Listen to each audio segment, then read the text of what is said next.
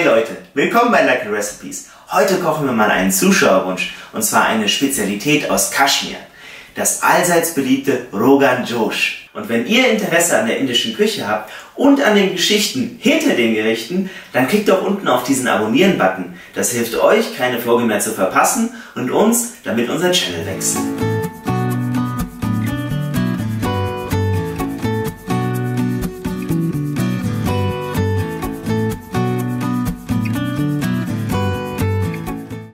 Rogan Josh ist ein sehr aromatisches Lammgericht, das sich besonders auszeichnet durch seine intensive rote Farbe.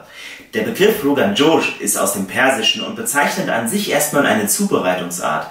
Rogan bedeutet angebraten in geklärter Butter, also Ghee, und Josh bedeutet heiß. Also eigentlich bedeutet Rogan Josh nicht mehr als heiß angebraten in Ghee. Aber das Rogan Josh, das wir heute zubereiten, stammt nicht aus Persien, sondern aus Kaschmir. Dort wurde es eingeführt von den Mogul-Eroberern. Die haben ihre Sommermonate sehr gerne im kühlen Kaschmir verbracht, nicht im besonders heißen Neu-Delhi. Und die Mogul-Köche mussten sich dann vor Ort was Neues überlegen und haben mit den lokalen Zutaten, insbesondere dem sehr, sehr roten Kashmiri Red Chili Powder, Rogan Josh weiterentwickelt.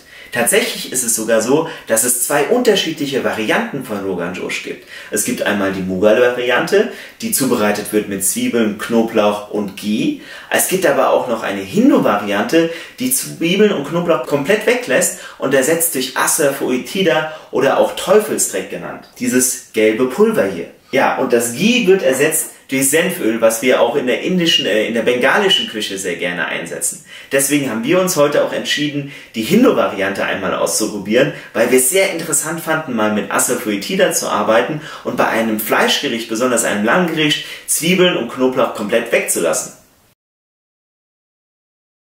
Das hier ist unser Kashmiri Chili Powder. Seht ihr diese tolle rote Farbe? Auch wenn es eigentlich kontraintuitiv klingt, je roter das Chili-Pulver ist, desto milder ist es eigentlich. Das liegt daran, dass die Schärfe ja in den weißen Kernen ist. Und je mehr weiße Kerne mit verarbeitet werden in diesem Chili-Pulver, desto heller wird es.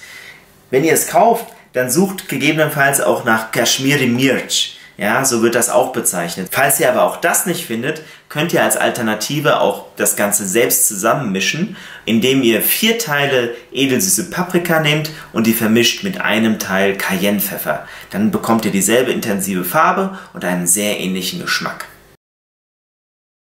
Das ist Asafoetida.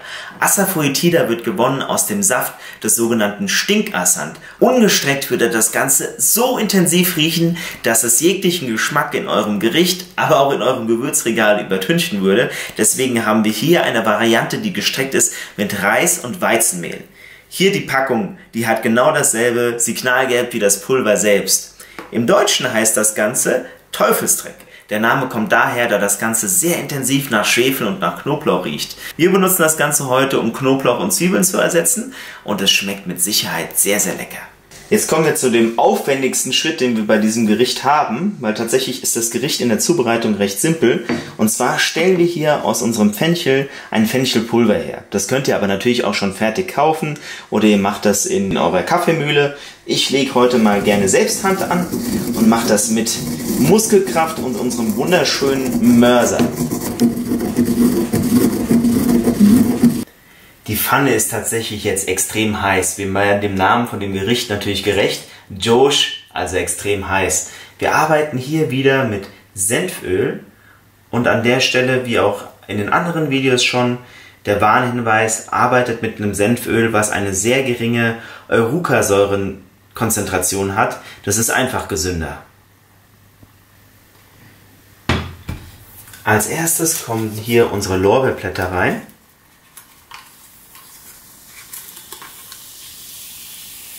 Gemeinsam mit unserem Kreuzkümmel. Jetzt kommt auch schon das Fleisch dazu und wird, wie gesagt, sehr, sehr scharf angebraten.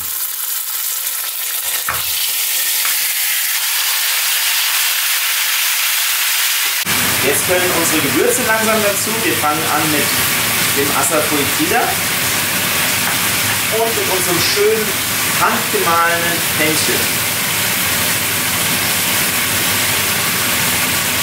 Weiter geht's hier mit unserem Ingwerpulver,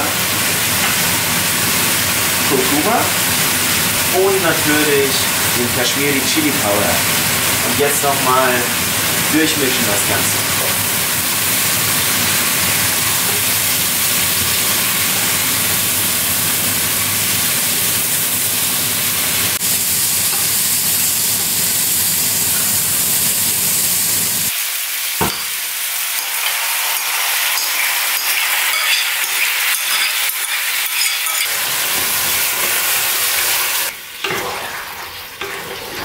Jetzt kommt noch Salz in unser Rogan Josh und dann wird das Ganze mit geschlossenem Deckel bei leichter bis mittlerer Hitze eine Stunde langsam gekocht, damit das Fleisch ganz, ganz weich wird.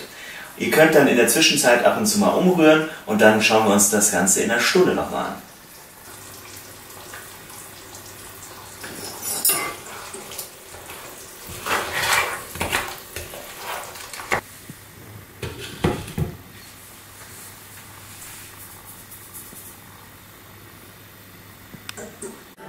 Ja, bei uns gibt es natürlich Arbeitsteilung, weil ich ja die ganze Zeit vor der Kamera stand, durfte ich jetzt die Stunde, wie das Rogan Josh gekocht hat, ein bisschen Sport machen, ganz recht intensiv, wie man sieht, und die liebe Indani war so nett und hat zwischendrin umgerührt. Jetzt dusche ich und dann schauen wir uns das Ganze nochmal an. Ich habe mich noch mal ein bisschen hübsch für euch gemacht, bevor wir jetzt zur Vollendung unseres Rogan Josh übergehen. Schauen wir uns mal an, wie das Ganze geworden ist. Das riecht schon sehr gut.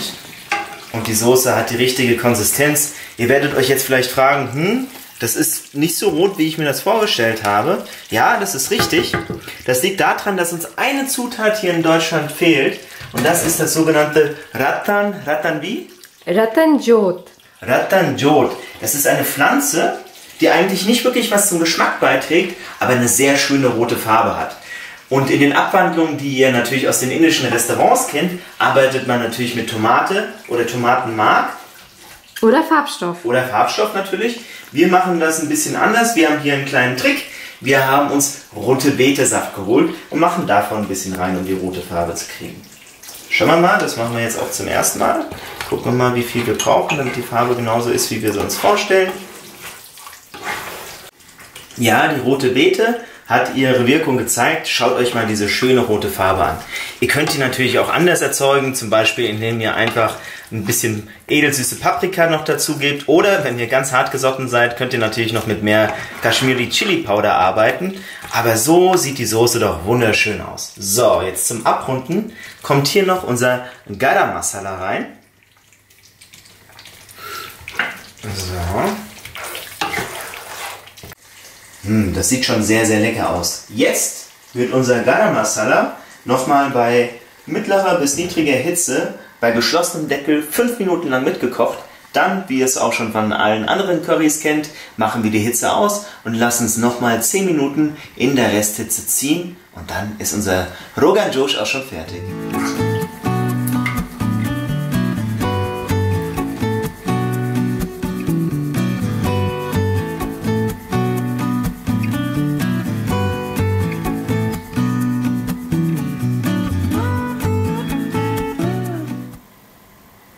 Willkommen in unserem wunderschönen Esszimmer, Leute. Und ich habe auch schon richtig Lust, das Rogan Josh mal zu probieren. So.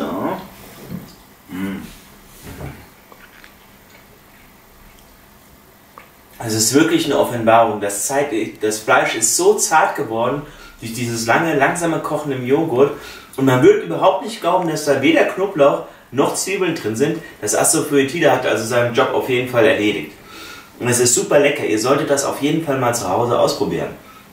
Und wie gesagt, das hier war jetzt die Hindu-Variante vom Rogan Josh. Wenn ihr mal die Mughal-Variante ausprobieren wollt oder wissen wollt, wie es heutzutage im Restaurant zubereitet wird, dann lasst uns das in den Kommentaren wissen und dann probieren wir das nächste Mal mit euch zusammen aus. Bis dahin, macht's gut, ciao!